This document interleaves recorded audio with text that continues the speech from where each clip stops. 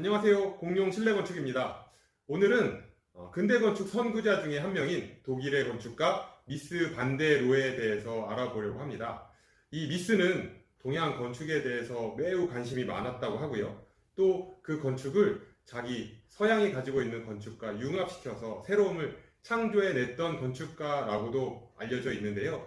어떤 부분에서 그런지 직접 여러분들께서 확인해 보시는 시간이 되셨으면 좋겠습니다. 자, 그럼 고고고!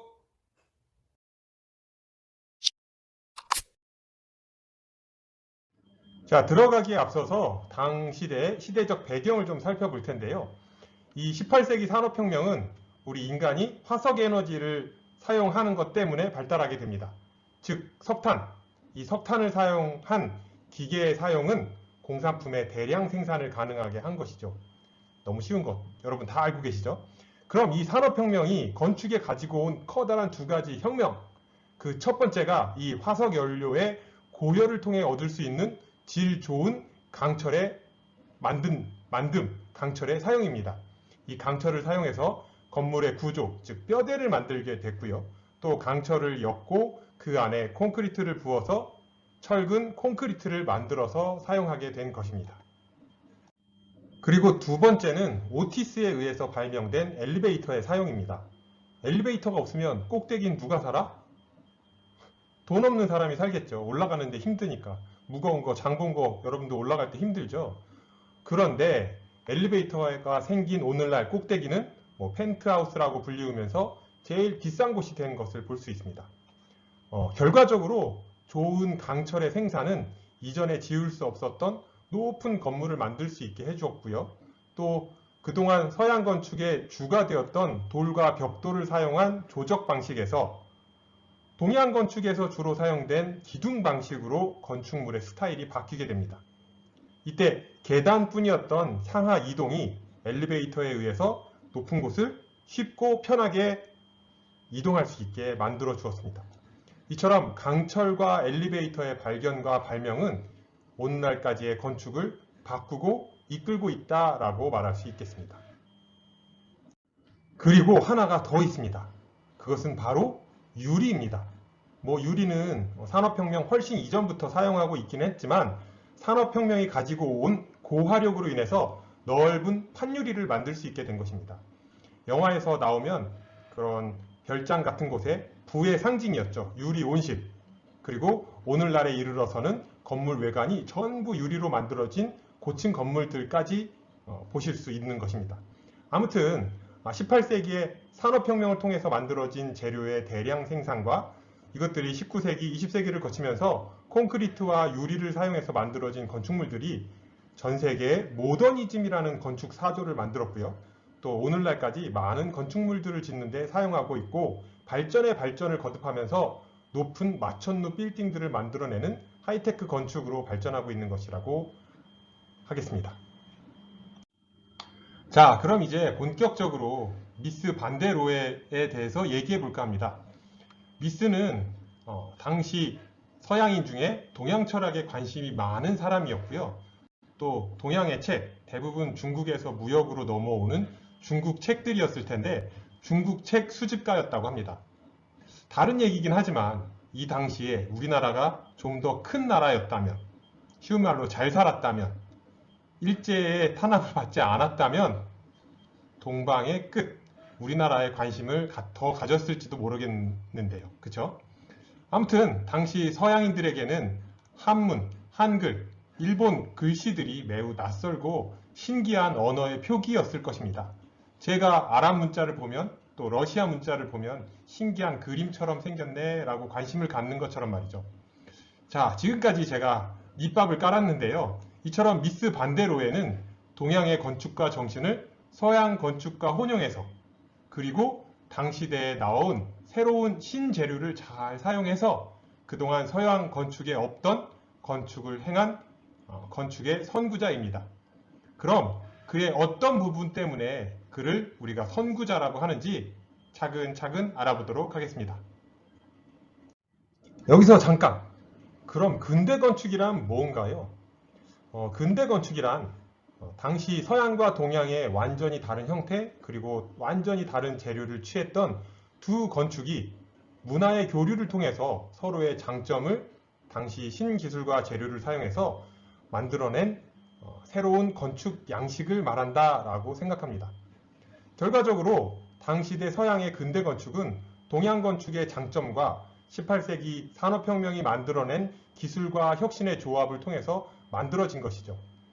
그 장점을 건축에 있어서 다른 사람보다 빨리 반영했고요. 또 그 반영에 동양의 공간 정신까지 표현하려고 했던 사람이 바로 근대 건축의 아버지라고 불리우는 르꼬르비제, 미스 반데로에가 아닐까 조심스럽게 말해봅니다. 자, 그럼 이제 미스 반데로에가 본격적으로 등장하는데요. 그가 등장한 것은 1929년 바르셀로나 박람회를 통해서입니다.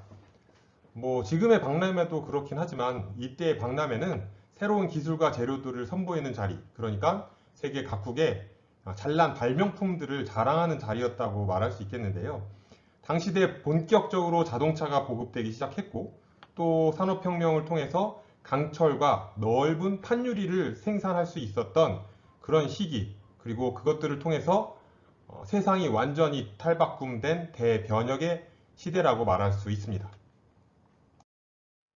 이때 독일은 1차 세계대전 패망 이후에 자기 본국의 산업을 통해서 재기해서 빚을 갚아야 되는 상황이었고요.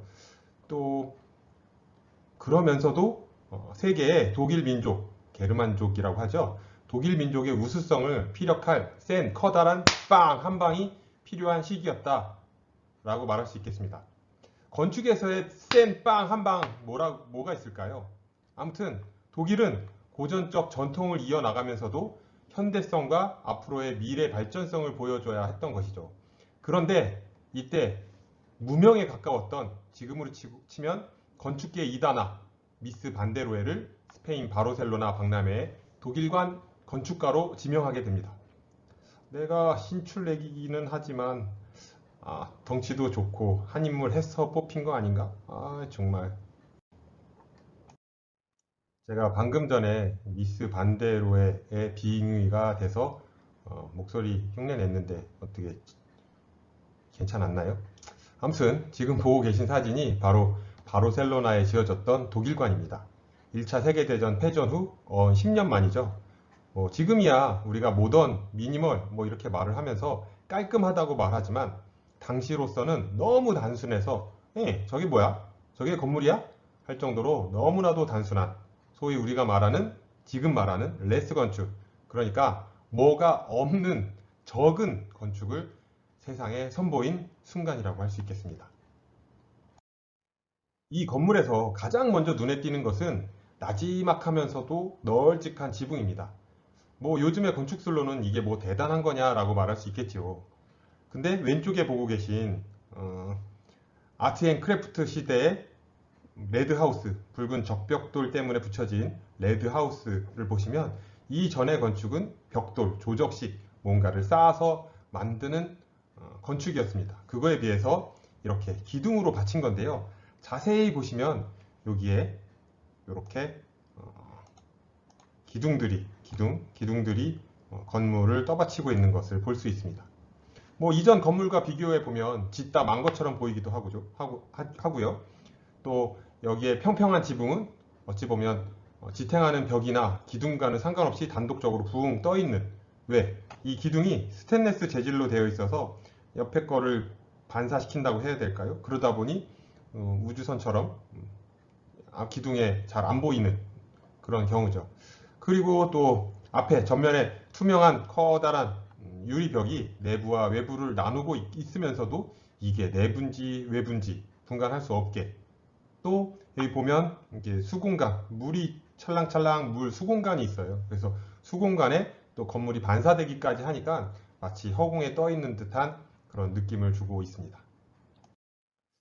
또 벽이 있기는 있죠. 벽이 있기는 한데 그 벽이 조적식이 아니라 커다란 대리석 큰 판들로 이루어져 있다 보니까 미끈해 보이면서도 마감재가 아닌 패턴으로 이렇게 인식이 돼서 건물을 지탱하는 구조적인 역할보다는 석재, 무늬, 뭐 패턴 이것들을 통해서 장식적인 요소가 더 돋보이는 것을 볼 수 있습니다. 대신 그동안의 건축이 없었던 이렇게 십자 형태의 미끈한 스테인리스 기둥이 주위를 거울처럼 비춰서 부각되지 않으면서도 현재 무거운 지붕을 떠받치고 있는 것을 볼 수 있습니다. 뭐 오늘날로 치면 그냥 스댕, 제가 발음이 너무 좋았나요? 스댕 기둥에 불과한데요. 이 스댕 기둥을 뉴욕 현대미술관은 정교하고 우아하다는 표현을 쓰면서 소장 품목에 넣어서 보관하고 있다고 합니다. 그러고 보면 남보다 먼저 구상하고 실행했다라는 것, 그게 우리가 예술과 건축 뭐 이런 데서 말하는 창의, 창조에 얼마나 중요한 역할을 하는지 말해주는 대목이 아닐 수 없습니다. 아무튼 이 바르셀로나에 세워진 독일관 파빌리오는 철제 기둥으로 인해서 생긴 자유분방한 벽체 위치, 그로 인해서 부유하는 듯한 지붕, 그리고 그 사이를 통해서 내부로 유입되는 빛이 이 공간의 전부라고 말할 수 있겠습니다. 뭐 그리고 옆에 보시는 것처럼 이렇게 대리석에 있는 넓은 패턴 정도, 그리고 조금 더 은유적 감성을 표현한 공간이 있다고 한다면 건조한 공간 안에 설치된 콜베의 청동 조각상이 사각 연못에 반사된 빛을 받아서 유려한 곡선을 만든 것, 그리고 방금 말씀드렸던 것처럼 대리석의 패턴에서 나오는 이미지적인 곡선이 전부라고 해도 과언은 아닐 것입니다. 그리고 가구 얘기를 안 할 수가 없는데요. 아까 바르셀로나 파빌리온 내부에 있었던 의자입니다. 가죽과 스테인레스로 되어 있는데요. 요 하부에 이 스테인레스 X자로 크로스 돼서 하중을 받게 만든 의자입니다.